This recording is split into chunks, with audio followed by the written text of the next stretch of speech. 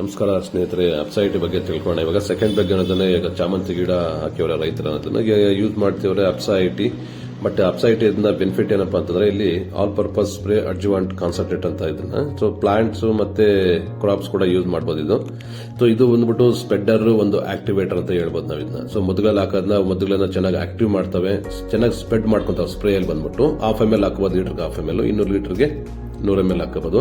Next ಏನಪ್ಪಾ ಅಂತಂದ್ರೆ ಇದು ನಿಮ್ಗೆ ಅರ್ಬಿಸೈಡ್ಸ್, ಇನ್ಸೆಕ್ಟಿಸೈಡ್ಸ್, ಫಂಗಿಸೈಡ್ಸ್ ಬಡಗೋದು ಬೂಸ್ಟ್ ಮಾಡ್ತದೆ.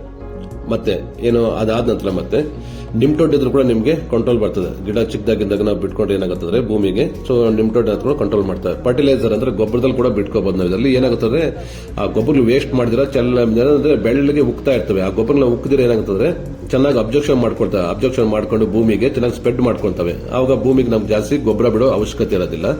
ಇದು ಲೀಟರ್ಗೆ 1 ml ಹಾಕೋಬಹುದು, 200 ಲೀಟರ್ಗೆ 200 ml ಭೂಮಿಗೆ ಬಂದ್ಬಿಟ್ಟು.